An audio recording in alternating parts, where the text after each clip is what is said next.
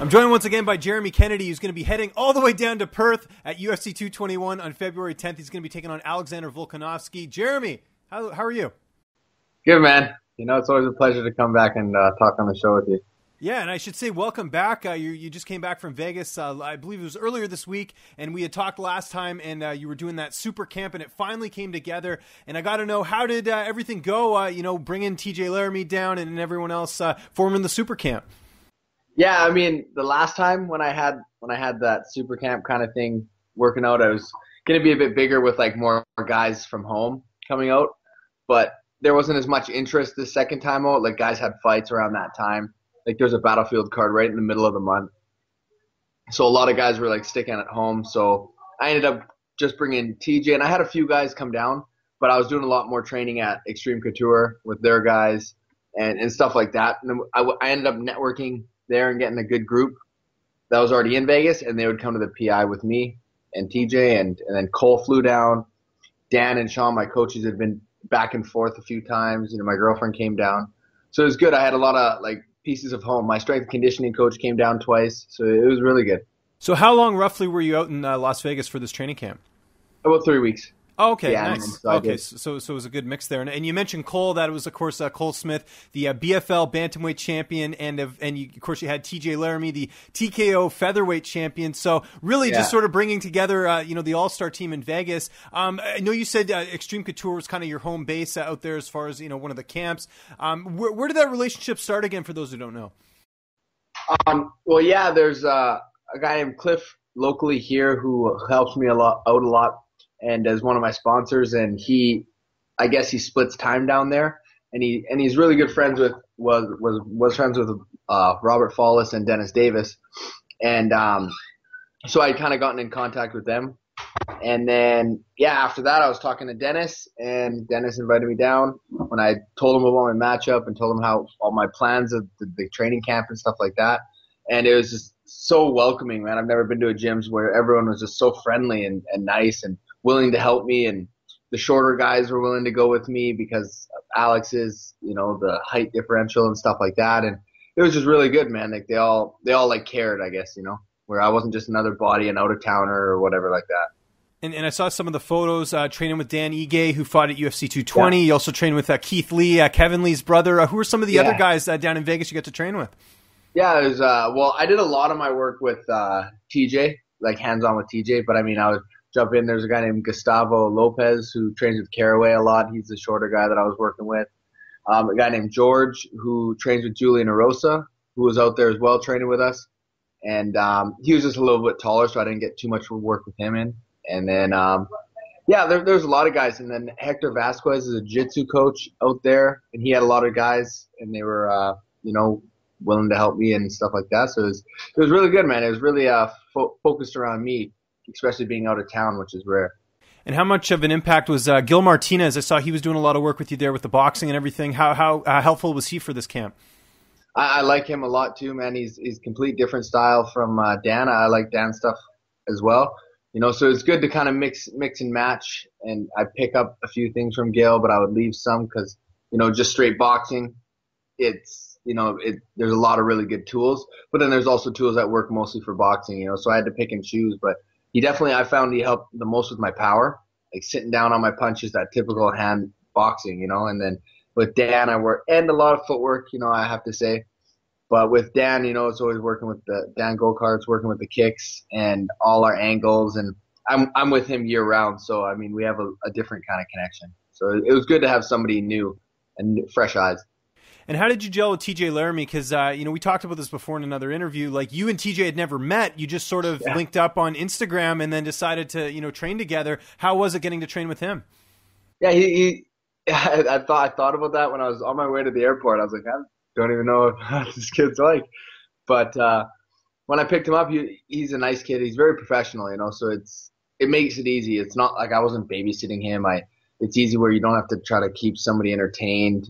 He was there. He had his own goals too. So it wasn't just me. He was getting lots of good training as well.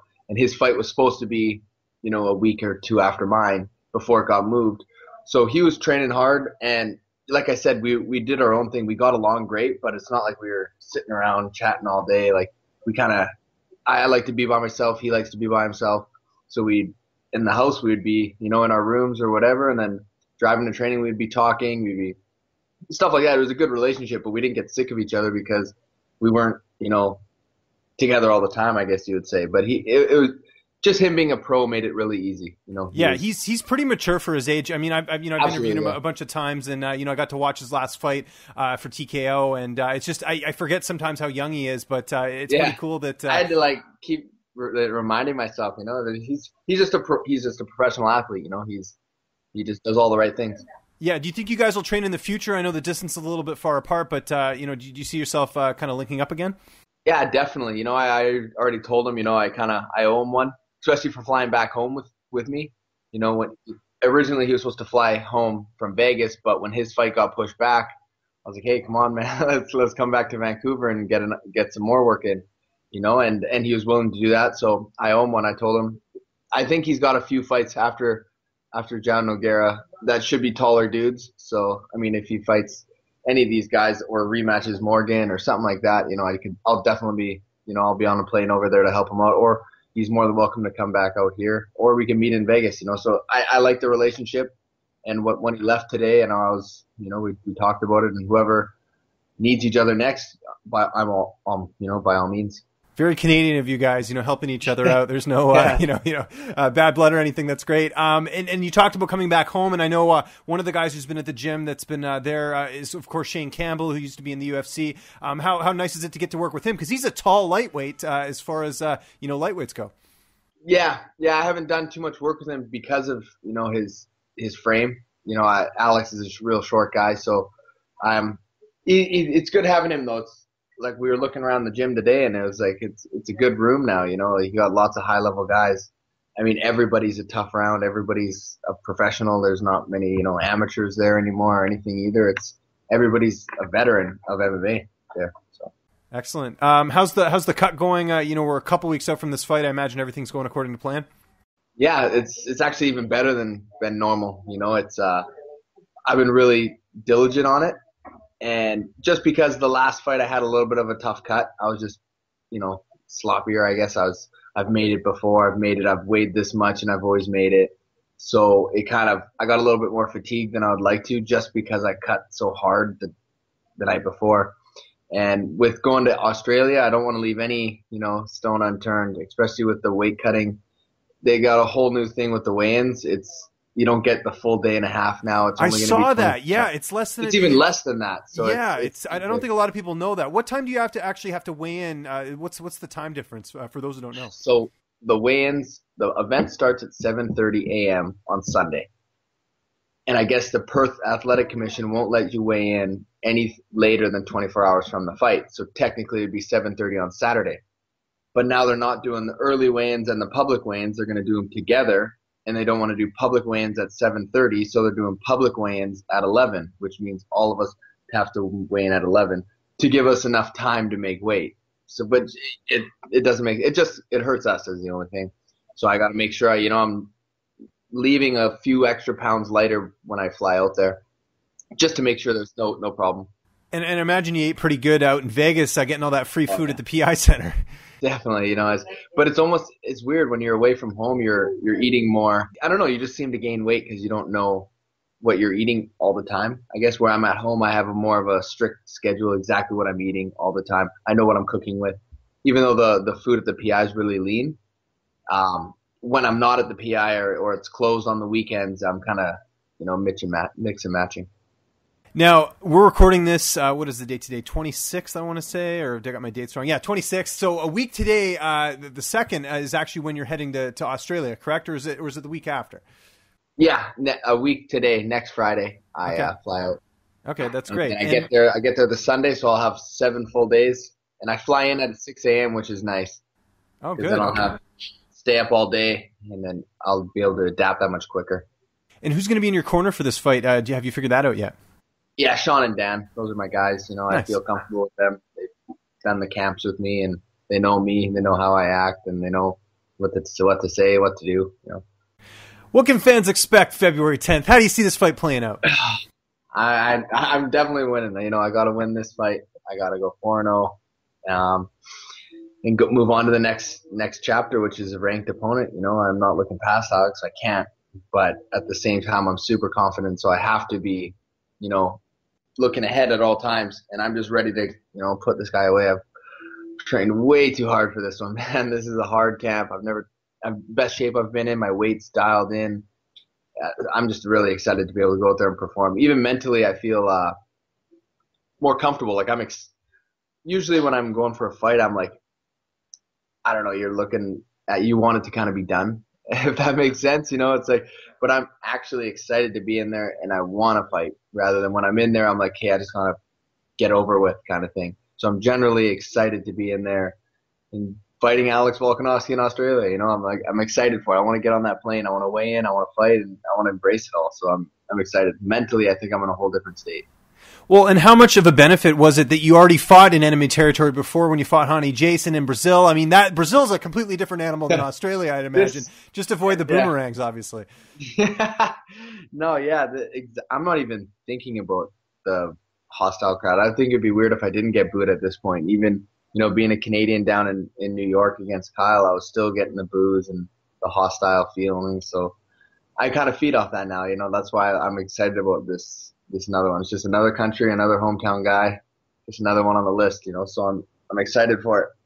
I can't wait. Where do you feel like a win over Volkanovski puts you in the division? You know, you've been fighting all these, you know, decent guys in the division, but I imagine you want sort of a name after this if you keep this up. Absolutely. I think Volkanovski, me and him are on the same path, you know, 3-0, both 3-0. So a win really catapults the next guy. And then, you know, the other guy's going to be kind of sticking around the same spot where we're at, you know. So I think it's pretty hard to argue I'm not top 15, if not just outside top 15, or deserve a top 15 fight after this. There's no way. I mean, 4-0 against another opponent who's 3-0, you know, so it's 2 3-0 guys. One of them's going to be 4-0. That guy's got to go on to better things. You know, that's just the way it goes. So, are you going to have a name on the microphone after you win? Already got it, yeah. Okay, perfect. Well, we don't have to say it here. We'll wait until you get the opportunity. I'm not going to jinx myself. I'll wait for that. Yeah, for sure. And last question for you here. You have got a very long plane ride, even from Vancouver. It's still a pretty long plane ride to Perth. What are you going to be doing on the airplane heading down there? Are you going to be loading up on movies? Are you going to be listening to podcasts, reading a book? What am I going to find you doing? I'll be hanging out for the most part. I mean, my girlfriend's coming down with me. Oh, nice. Well, that's nice. That's a bonus. It'll be nice. And then we're on the same flight together, so we'll have, you know, 20 hours of each other with no phones and stuff like that. So that should be fun. Well, that's a relationship tester right there. If you guys can survive that airplane ride, then it's probably meant to be. No, yeah, exactly. Good stuff, man. Awesome. Well, everyone's got to check it out. It's UFC 221 coming up here February 10th. Jeremy, always a pleasure, man. Appreciate you taking the time. Just remind people where they can find you on social media, and I'm sure you got some sponsors, so plug away, my friend. Yeah, I mean, it's always a pleasure coming on. You know, you're one of my first guys I like getting in and talking to. So, yeah, Instagram mostly. If you want to follow my trip all the way to Australia, it'll be Jeremy Kennedy 145, and on Twitter, Jeremy Kennedy WC. Yeah. Thanks a lot. What's up, fight fans? If you like this video, be sure to subscribe to see even more interviews with your favorite UFC and Bellator fighters. We've also got coverage at events, including post-fight press conferences and media scrums. And if you like this video, check out the video to my right. It's worth your time.